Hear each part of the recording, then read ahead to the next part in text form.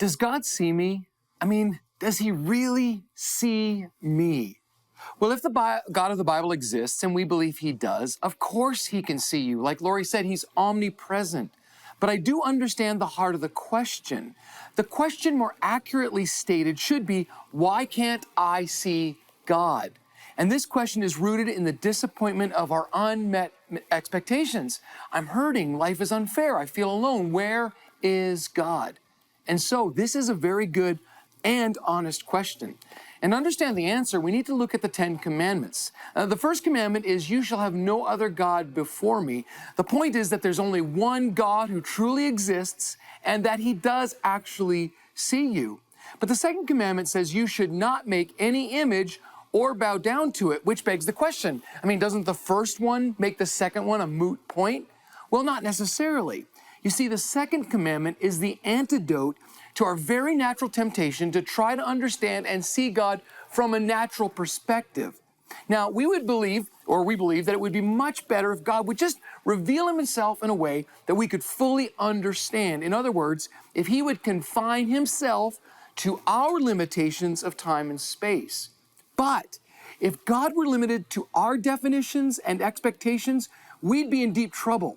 And this is true because there is no natural solution that can solve our deepest problems. If there was, we would have figured it out already.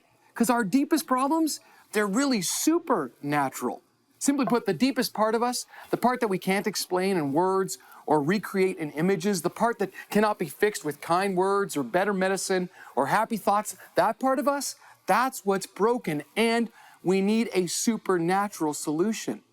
And this is where God comes to the rescue, because he is a supernatural God.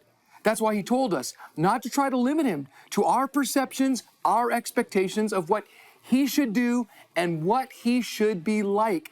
That's the point of commandment number 2. Because to minimize him to a being who simply does what we want him to do would actually rob ourselves of any hope of finding the real solutions to our deepest issues. In other words, to do this would to make him a man-made God. Another way to say it is to be frustrated when God isn't fitting into our box. And it's not only unhelpful, it is actually blasphemy. That's commandment number 3 for another time. Thankfully, God refuses to be limited by our demands and perceptions and instead offers a supernatural solution. Believe in and follow me. Even when you don't understand or when you don't feel like I'm doing what you want. And if you do this, you will be saved. That's why Jesus said in John 14:6, I am the way, I am the truth, I am the life. No one comes to the Father except through me. If you knew me, you'd know the Father as well. And from now on, you do know him, and you have what? Seen him. So does God see you? Absolutely. And not only does he see you, but he sent his son Jesus so you could see him and be saved. And that is a stepping stone to being who you were created to be.